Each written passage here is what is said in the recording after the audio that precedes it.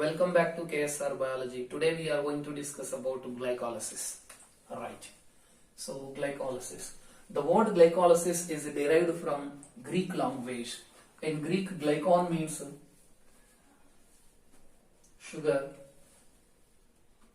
Lysis means splitting. So lysis means splitting. So splitting of sugar molecule is called glycolysis, right? So what is glycolysis? See here, the degradation of the one molecule of glucose into two molecules of pyruvic acid is called glycolysis. Degradation of one molecule of glucose into two molecules of pyruvic acid is called glycolysis. Where this glycolysis takes place? The glycolysis takes place in cytoplasm. Where it takes place? No? Glycolysis takes place in cytoplasm. So the glycolysis pathway was discovered by three scientists: Gutzau, Embden, Otto Meyerhoff. Gutzau, Embden, right now, Otto Meyerhoff and J. Parnas. Hence, oftenly this pathway is also called EMP pathway. EMP pathway. So, Embden, Meyerhoff and Parnas pathway. So, this glycolysis is also called hexose diphosphate pathway. Which pathway, ma? Hexose diphosphate pathway. Hexose diphosphate pathway. Why it is called hexose diphosphate pathway? Later I will explain in the cycle glycolysis. Right. Yes, where glycolysis takes place? The glycolysis occurs in cytoplasm in all living organism. It is the common pathway or fundamental pathway for both aerobic as well as in plants. Glucose is derived from sucrose. In plants, glucose is derived from sucrose. So the sucrose is the end product or final product of the photosynthesis, right? So this sucrose is get converted into glucose and fructose. Glucose, fructose. In the presence of an enzyme invertase. In the presence of which enzyme? In the presence of an enzyme invertase. Right. Both the glucose and fructose involved in glycolytic pathway or glycolysis pathway. So, in glycolysis pathway, mainly 10 biochemical reactions are taking place. So, what are those 10 biochemical reactions? Now we will discuss each one separately, right? Yes. In glycolysis, mainly 10 biochemical reactions are taking place. The first one is phosphorylation. Phosphorylation. Right. See, in phosphorylation, glucose. In phosphorylation, so glucose combined with ATP in the presence of an enzyme ATP in the presence of an enzyme hexokinase. Hexokinase. As a result, it gets converted into glucose 6-phosphate. Glucose 6-phosphate. The first reaction is phosphorylation. In phosphorylation, so glucose combined with ATP in the presence of an enzyme hexokinase and magnesium 2+ ions. As a result, it produces glucose 6-phosphate and ADP. Right now, so sir, why we have to use magnesium ions? The magnesium ions are the cofactors for enzyme hexokinase. In the absence of magnesium 2+ ions, enzyme hexokinase unable to work efficiently. So magnesium 2+ ions involved in this reaction. So this is about phosphorylation. Now the second one is isomerization. Isomerization. The glucose 6-phosphate undergo isomerization in the presence of an enzyme phosphohexoisomerase. As a result, it get converted into fructose 6-phosphate. As a result, it get converted into fructose 6-phosphate. So this is also how many carbon compound ma? 6 carbon compound in the presence of enzyme. Which enzyme? Phosphohexoisomerase enzyme. Phosphohexoisomerase enzyme. Phosphohexoisomerase enzyme. Now the third one is again phosphorylation. Phosphorylation. The fructose 6-phosphate once again undergo phosphorylation by intaking one molecule of ATP in the presence of an enzyme, phosphofructohexokinase enzyme. Phosphofructohexokinase enzyme. As a result, it gets converted into fructose 1,6 bisphosphate,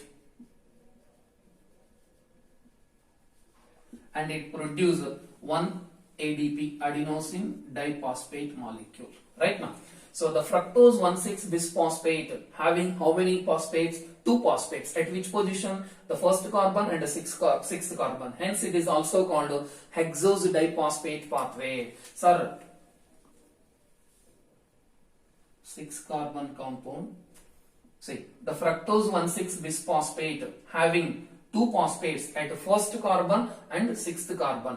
So, and fructose, how many carbon compound? 6 carbon. Hence, it is also called hexose. So, how many phosphates? 2. So that bis or dihexose, we can write it as a diphosphate pathway. Diphosphate. See, I am repeating once again. See, phosphorylation. Fructose 6-phosphate undergo phosphorylation by intaking one molecule of ATP in the presence of an enzyme, phosphofructohexokinase. As a result, it converted into one molecule of fructose 1,6 bisphosphate and ADP. The fructose 1,6 bisphosphate has a 2 phosphate molecule. One is first carbon and the second phosphate at sixth carbon. So that so this fructose having how many phosphates? How many phosphates? 2 phosphates. And how many carbons? 2. How many carbons? 6 carbons. So 6 carbons is called hexose. 2 phosphates is called biphosphate. Hence, the fructose 1,6 bisphosphate is also called fructose, right? Also called hexose diphosphate. And this hexose diphosphate is involved in this glycolytic pathway. Hence, it is also called hexose diphosphate pathway. In introduction, I given glycolysis is also called hexose diphosphate pathway. I hope you are clear. Right. Now, this fructose 1,6 bisphosphate undergo cleavage. Yes. So, when it undergo cleavage, as a result, it can produce 2 molecules of 3 carbon sugars, dihydroxyacetone phosphate,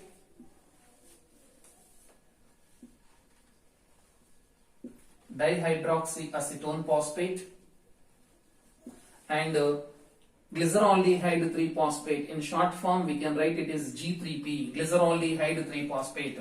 This glyceraldehyde 3-phosphate is also called PGAL, phosphoglyceraldehyde. This reaction is catalyzed by an enzyme aldolase. Right? So the fructose 1,6 bisphosphate or hexose diphosphate undergo cleavage in the presence of an enzyme aldolase. As a result, it gets converted into dihydroxyacetone phosphate and G3P, glyceraldehyde 3-phosphate. Both are having how many carbons? 3 carbons. Alright? Yes. Now, this dihydroxyacetone phosphate undergo isomerization.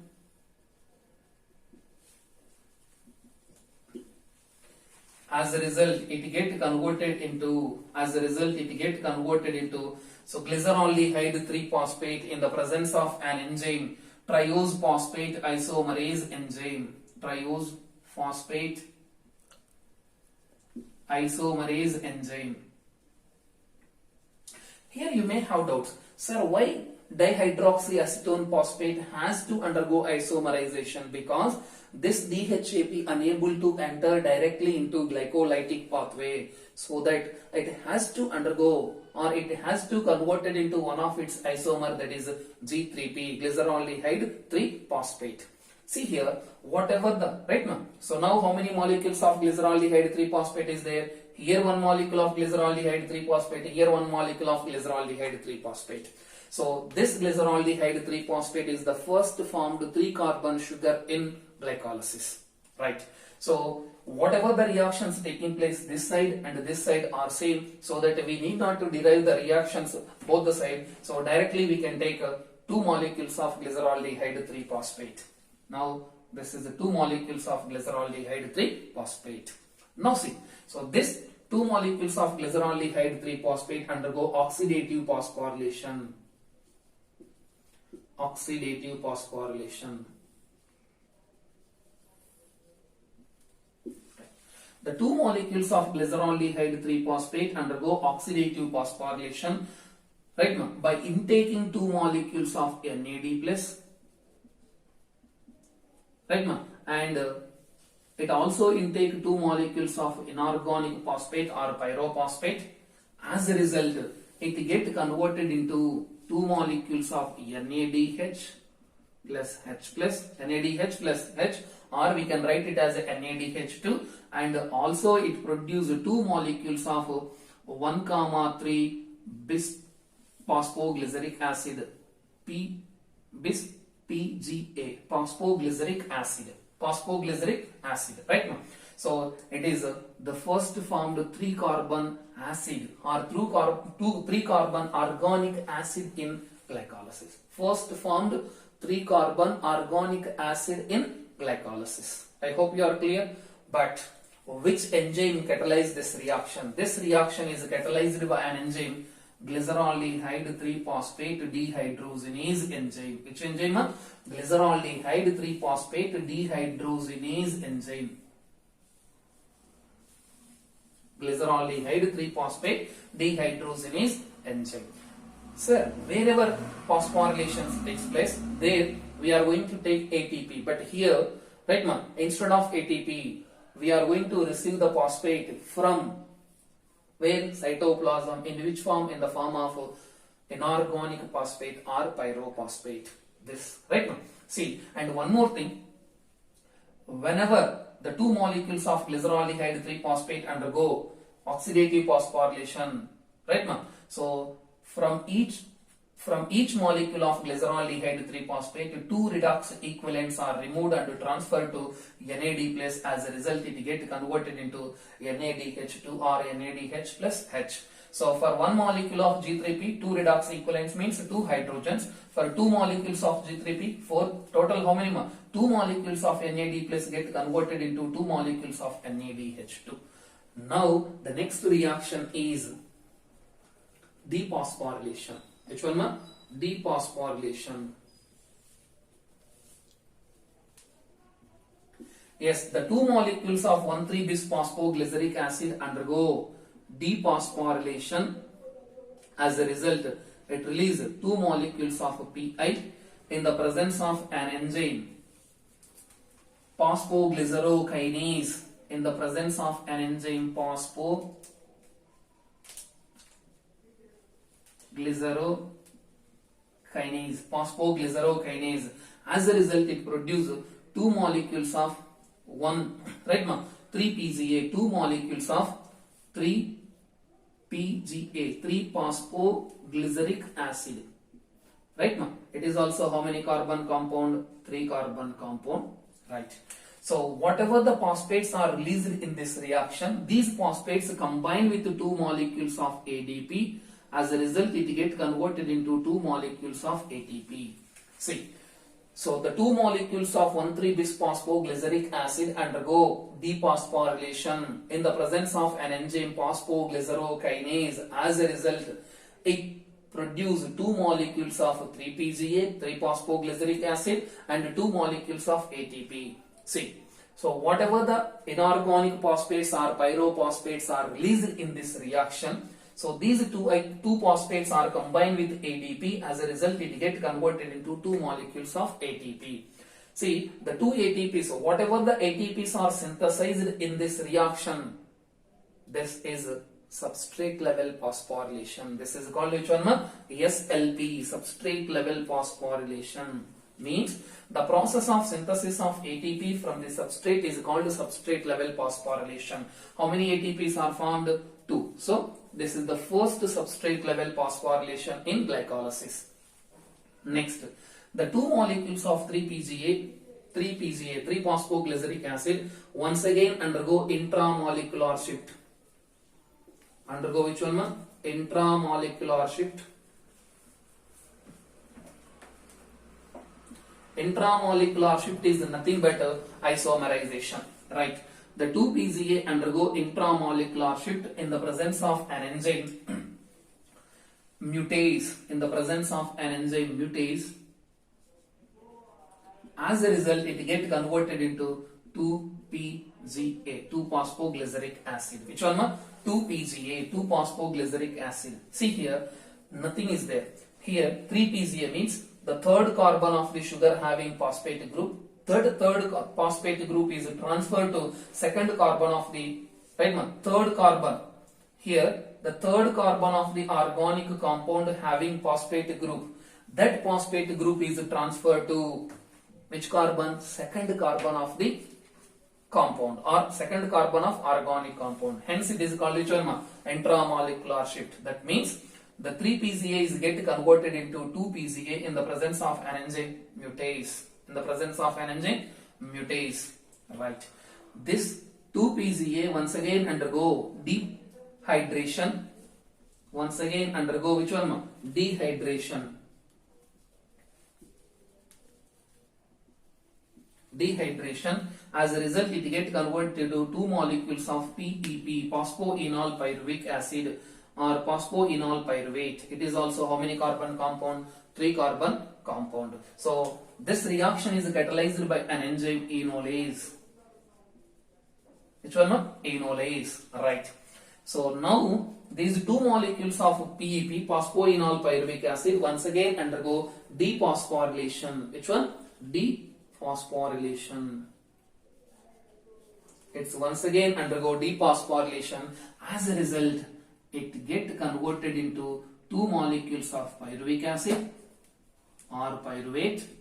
So it is also how many carbon compound? 3 carbon compound, and it releases how many? 2 PIs, pyrophosphate. These two pyrophosphates combine with two molecules of ADP. As a result, it get converted into two molecules of ATP. This reaction is catalyzed by an enzyme pyruvate dikinase, or simply pyruvate kinase or kinase. Right, ma? So this is the second substrate level phosphorylation, and here also two ATPs are formed. Here also how many ATPs, ma? 2 ATPs are formed.